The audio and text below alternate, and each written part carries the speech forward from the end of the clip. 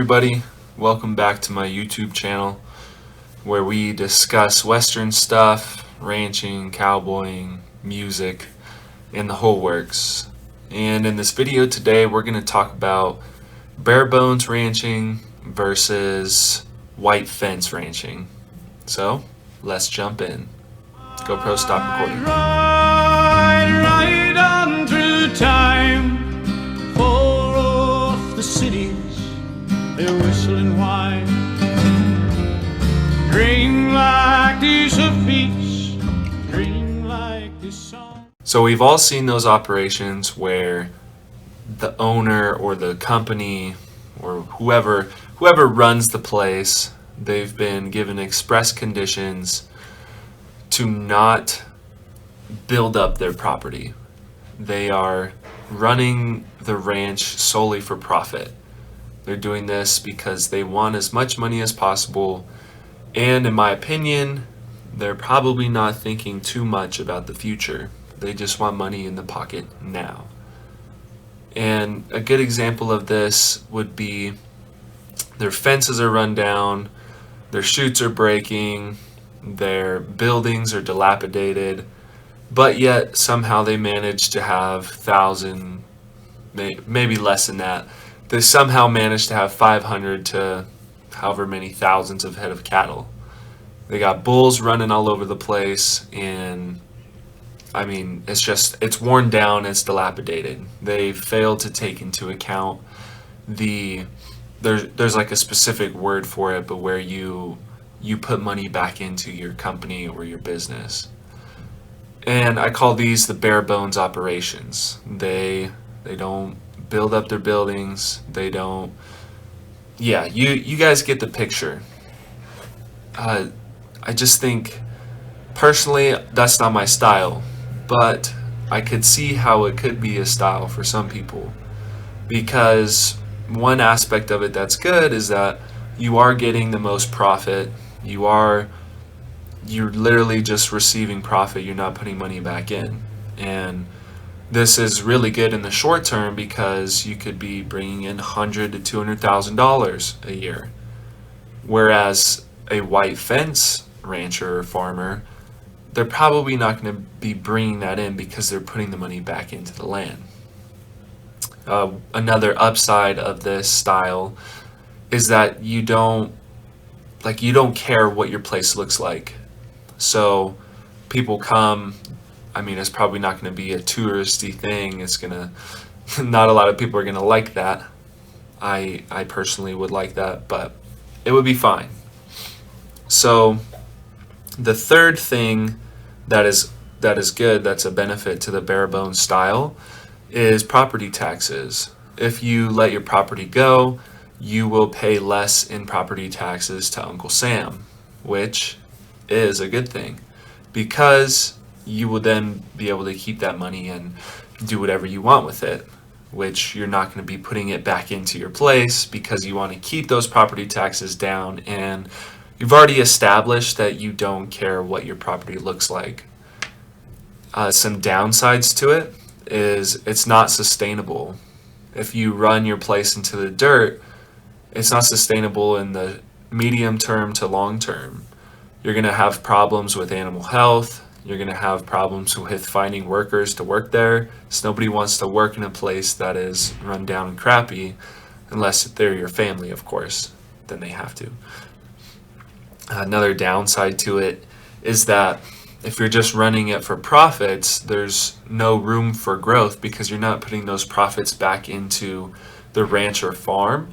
And so instead of taking that $50,000 off the top and, I don't know, diversifying your herd and maybe getting better bulls or building up your buildings or maybe even want to add on a butcher shop. So you do some horizontal maneuvering or vertical progression, whatever. Instead of doing that, you're going and buying a new truck for your kid. So your business is not going to be growing at the rate that it could be, which as a potential investor, I don't want to see that. I don't want to invest in that type of ranch or farm or person who chooses to run their operation like that. So that's basically the bare bones approach. Run it for profit, don't put money back in, and I don't know, you're doing it because you're trying to make money. You don't really care about, for one thing I care about is regenerating the land. You don't care about that because you're not willing to fix the land that you've bought, and you're not willing to build it up to where it could be. Instead, you're running it into the ground. So I'm not really a proponent of it. I realize that in the short term, sometimes it has to happen like that, but it's not sustainable in the long term. Which brings us to the next style, which is white fence ranching or farming. And these are the people who, they have 1,000 head of cows, and they take that $50,000 off the top every year that they get it, and they're putting it back into the business. Maybe they're fixing their fences, they're genetically diversifying their stock, they're buying new bulls, or maybe they're giving bonuses to their employees because I'm sure their employees have earned it. They are, I don't know, they're building new things on their property because they want to expand their business. They're seeking growth. And I do like the white fence approach. I do think that at a certain point you have to take profit for yourself, otherwise why are you even doing it? But the white fence approach is really cool because nobody wants to drive on the highway and look to their right and see the bare bones. They would rather see the white fence. However, the white fence approach isn't the end-all be-all. So for example, the disadvantages of white fencing is you're not getting the max profits. You are probably caring too much about how your land is and not enough about the business. And which, I mean, that's caveated because you could be putting money back into the business. But white fence approach, you are, like I said, you're focused too much on what you look like and not enough on the numbers, like the bare bones. And I guess the advantage of the white fence is that people will want to work for you, and your land is going to look good. And if you're putting money back into your business, you're going to be getting more money back in the future. You may not have that money right now, but in the future, you will see your investment pay off. You're going to see you fixing fences probably it's going to stop a lot of the problems that you would have if you didn't fix those fences. And these are just two examples of types of operations. I believe personally that the best operation is a happy middle ground where you are bare bones in your approach to cutting overhead costs, but you're also not afraid of reinvesting back into the business, because that middle ground approach allows you to, if you want to, you're going to be building up your business by sinking money back into it, which ensures your long-term success.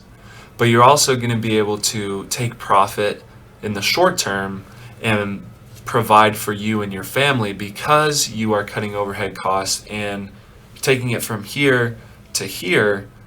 And all of this money that you just saved, you can put it back into the business. Maybe you cut it in half business, half family. That way your family doesn't think you're horrible because you're putting all your money back into the business.